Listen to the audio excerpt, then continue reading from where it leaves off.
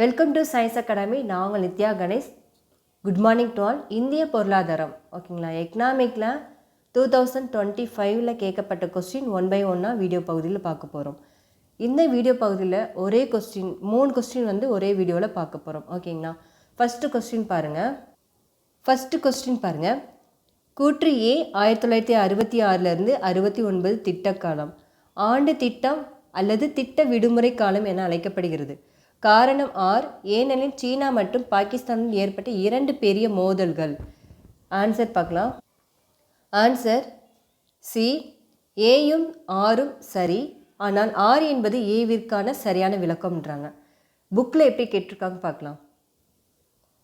இந்திய பொருளாதாரம் +1 11th ஸ்டாண்டர்டில் 8th லெசனில் இந்திய பொருளாதாரம் விடுதலுக்கு முன்னரும் பின்னரும் அந்த லெசனில் இருக்குது ஓகேங்களா. திட்ட விடுமுறை காலம் 1966 69 கொஸ்டின் கேட்டிருந்தாங்க. கரெக்டு. சீனா இந்தியா போருனும் இந்தியா பாகிஸ்தான் போரும் 3வது ஐந்தாண்டு திட்டத்தின் தோல்வியுமே இத்திட்டம் விடுமுறைக்கான முதன்மை காரணம். 2 போருக்கும் ரொம்ப பெரிய போர் ஓகேங்களா, பெரிய போர்னு சொல்லுவாங்க. இந்த போர் நடக்கிறப்பயே விடுமுறை இத்திட்டம் விடுமுறைக்கான முதன்மை காரணன்றாங்க ஓகேங்களா. திட்ட விடுமுறை காலம் சொல்லுவாங்க. செகண்ட் கொஸ்டின் பார்க்கலாம். செகண்ட் கொஸ்டின் பார்த்தீங்கன்னா குரூப் 1 கேட்கப்பட்ட கொஸ்டின் 11வது ஐந்தாண்டு திட்டத்தின் அடைந்த வளர்ச்சி விகிதம் அப்படின்றாங்க. ஆன்சர் பார்த்தீங்களா ஏ 8.2% சொல்கிறாங்க. இங்கே ஐந்தாண்டு திட்டம்னாவே 5 தான் இருக்குன்னு நினைக்காதீங்க. 12 ஐந்தாண்டு திட்டம் இருக்குது. மொத்தமாக 12 ஐந்தாண்டு திட்டங்கள் இருக்கிறது. 1 by 1 நெக்ஸ்ட் கொஸ்டின் நம்ம ஐந்தாண்டு திட்டங்கள் சம்மந்தமாக கேட்டாங்கன்னா நெக்ஸ்ட் கொஸ்டின் கேட்டால் இந்த 12 ஐந்தாண்டு திட்டங்கள் பற்றி 1 by 1 நம்ம ஐந்தாண்டு ஃபுல்லாத்தையும் கிளியராக சொல்லி வீடியோ பார்க்கலாம் ஓகேங்களா. இப்போ இந்த பர்சன்டேஜ் பற்றி வளர்ச்சி வீதம் பற்றி நம்ம புக்கில் எப்படி கேட்டிருக்காங்கன்னு பார்க்கலாம். பாருங்கள், புக்கில் 11th ஸ்டாண்டர்டில் 8th லெசனில் இந்திய பொருளாதாரம் விடுதலைக்கு முன்னரும் பின்னரும் அதே லெசன், சேம் லெசன் தான்.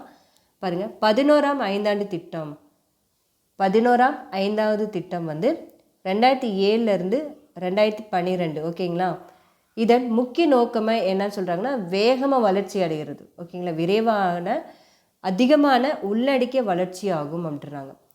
இதன் வளர்ச்சி இலக்கு 8.1% ஓகேங்களா. அதுக்கடுத்து 7.9% இருக்குது. 8.1 7.9 இருக்காங்க. அந்த கொஸ்டின்ஸ் பார்த்தீங்கன்னா கொஸ்டினில் ஆன்சர் ஏ தானே, 8.2 இருக்குது.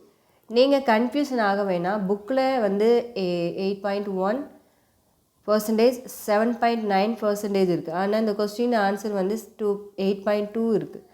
ஸோ 3மே உங்களுக்கு ஆப்ஷனில் இருந்துச்சுன்னா நீங்கள் 3ல் ஏதோ ஒன்று கண்டிப்பாக கொடுப்பாங்க.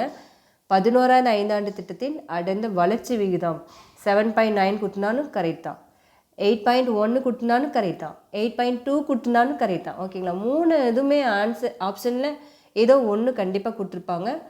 நீங்கள் பயப்படவே வேணாம், கரெக்டாக அந்த ஆன்சர் கொடுத்துருங்க ஓகேங்களா.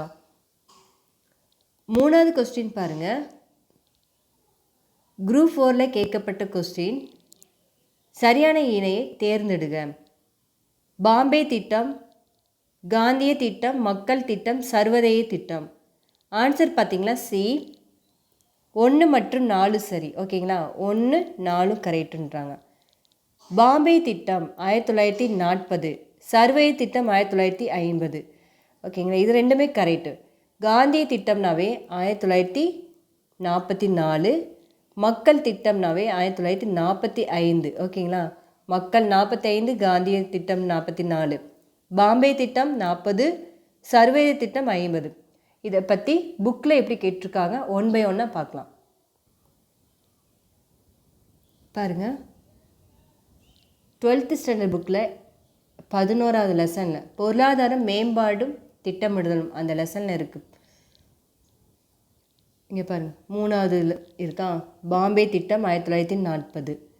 நம்ம 1 by 1 பார்க்கலாம். இந்த திட்டம் எத்தனை மொத்தம் 6 இருக்குது. அதில் பாம்பே திட்டம் தான் 3வது கொடுத்துருப்பாங்க. சர்வே திட்டம் வந்து 5 6 இருக்கும்னு நினைக்கிறேன். இந்த வீடியோவில் பார்த்தா கொஞ்சம் கிளியராக சொல்லிடலாம். ஃபஸ்ட்டு ஒன் பாருங்கள்.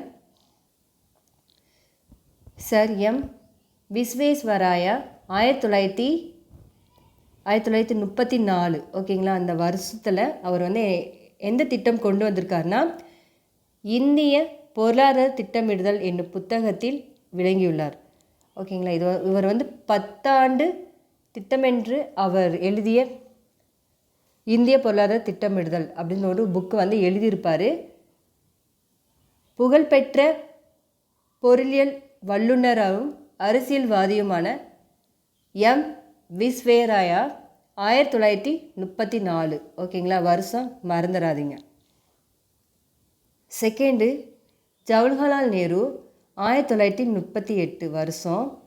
இவர் எந்த திட்டம் வந்து கொண்டு வந்திருப்பார்னா தேசிய திட்டக்குழு ஒன்று அமைத்தார். ஓகேங்களா. தேசிய திட்டக்குழு ஒன்று அமைத்தார். 2ஆம் உலகப் போர் ஆரம்பித்ததும் நேருவின் முயற்சிகள் நின்றுவிட்டன. ஓகேங்களா. 3வது பாம்பே திட்டம். பாம்பே திட்டம் 1940 மும்பையின் முன்னணி தொழிலதிபர் பாம்பே திட்டம் என்னும் இத்திட்டத்தின் 1938ஆம் ஆண்டில் முன்மொழிந்தார். ஃபஸ்ட்டு வந்து 38லே வந்து ஆரம்பிக்கிறாங்க. அப்புறம் 15 ஆண்டுகளுக்கு பின்னாடி இந்த தொழில் முதலீடு திட்டம் சொல்லி சொல்கிறாங்க. ஓகேங்களா. பாம்பே திட்டம்னாவே உங்களுக்கு 15 ஆண்டுகளுக்கான தொழில் முதலீடு திட்டம் சொல்லி ஞாபகம் வச்சுக்கணும். 1940. 4வது திட்டம் பார்த்திங்கன்னா எஸ்என் அகர்வால் 1944 ஓகேங்களா. இது வந்து காந்திய திட்டம் சொல்லுவாங்க. 1944 காந்திய திட்டம். இத்திட்டம் வந்து ஏன்னா எதுக்காக இந்த திட்டம் கொண்டு வந்திருக்காங்கன்னா வேளாண்மை கிராமிய பொருளாதாரம். ஓகேங்களா. வேளாண்மை கிராமிய பொருளாதார முன்னேற்றுக்காக இந்த திட்டம் வந்து காந்தி திட்டம் சொல்லுவாங்க. யார் கொண்டு வந்தாருன்னா எஸ்என் ஓகேங்களா. எஸ்என் அகர்வால். 5வது திட்டம் பார்த்திங்கன்னா எம்என் ராய் வந்து 1945 மக்கள் திட்டம். ஓகேங்களா. எம்என் ராய்னாவே மக்கள் திட்டம் ஞாபகம் வச்சுக்கணும். இந்த மக்கள் திட்டம்னாவே வேளாண்மை உற்பத்தியும் நுகர்வோர் இயந்திர நுகர்வோர் பொருட்களை அரசை வழங்கிட வேண்டும் என்பது வலியுறுத்தியது.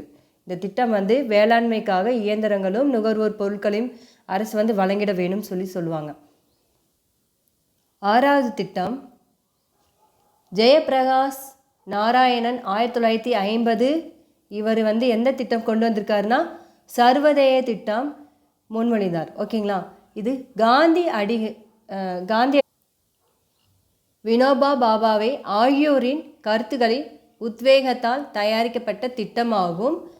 வேளாண்மை மட்டுமல்லாமல் சிறு தொழில்களும் குடிசை தொழிலுக்கும் வந்து திட்டம் வந்து ஹெல்ப் பண்ணியிருக்குன்னு சொல்கிறாங்க. சர்வதேய திட்டம் வந்து யார் உதவி இருக்காங்கன்னா ஜெயபிரகாஷ் நாராயணன் 1950 அவர் கூட தயாரிக்கப்பட்ட திட்டம் வந்து காந்தியடிகள் வினோபாபாவை ஆகியோர் 2 பேருமே சேர்ந்து ஒரு வேளாண்மை தொழிலும் குடிசை தொழிலும் வந்து இத்திட்டம் வந்து கொண்டு வந்திருக்காங்க. ஓகேங்களா.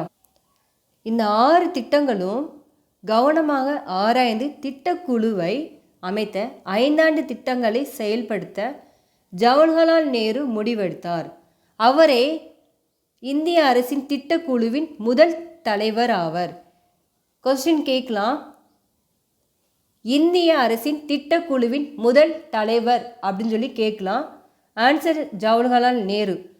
அதுக்கு ஆப்ஷனில் கூட காந்தியடிகள் வினோபாபாவை வைக்கலாம். அப்புறம்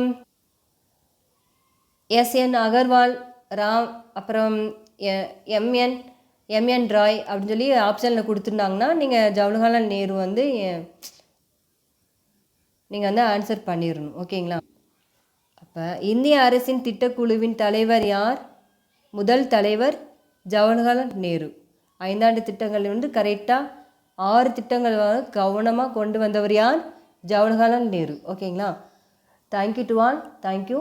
நெக்ஸ்ட் வீடியோவில் அடுத்து எக்கனாமிக்ஸ் சம்மந்தமாக இன்னொரு வீடியோவில் பார்க்கலாம். தேங்க்யூ.